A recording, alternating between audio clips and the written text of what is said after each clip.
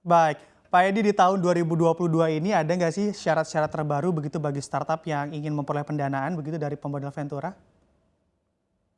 Ya, jadi ini kata frasa kunci yang saya selalu agak agak saya ulang-ulang terus ya.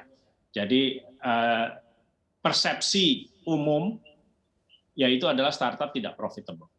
Ya, dan memang kenyataannya banyak startup kita unicorns juga, bahkan decacorns yang belum profitable.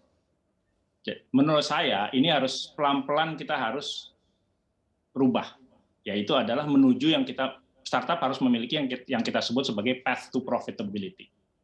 Mungkin butuh 3 tahun, mungkin 13 tahun, mungkin 8 tahun, mungkin 18 bulan, tapi apapun itu, startup itu tidak bisa terus bakar uang untuk mengejar traction tanpa melihat bottom line.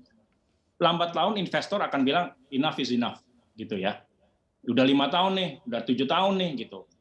Boro-boro profit gitu. Ini menuju profitability kita belum kelihatan. Nah, ini investors akan lebih kritis soal ini udah mulai dari kemarin sih sampai ke tahun-tahun berikutnya. Kita akan selalu bilang sama startup, do you have a path to profitability? Berapa lama estimasinya sampai akan bisa menjadi profit? Karena investor juga nggak akan bisa mentolerir terus bakar-bakar uang gitu ya. Sooner or later kita harus mengejar yang namanya profitability. Ujung-ujungnya kan sebuah startup ya perusahaan kayak perusahaan lain juga gitu kan. Ada top line, ada cost, ada revenue, ada cost, dan ada bottom line. Gitu.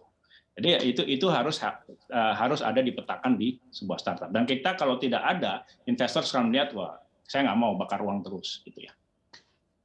Baik, tidak akan bakar uang terus untuk startup begitu. Nah, ini kalau misalnya di 2021 kan tercapai itu Pak Edi 13,8 triliun rupiah begitu ya. Nah, target pendanaan di tahun ini ataupun di 2022 akan ada di level berapa sih Pak Edi? Ya, kalau ekonomi terus membaik dan terutama ini ya, investor asing itu sudah mulai masuk kembali ke Indonesia, tapi banyak yang masih belum secara fisik datang ke Indonesia karena ada travel, karantina dan segala. Saya nggak merasalahkan itu ya, karena itu kan memang untuk kesehatan ya.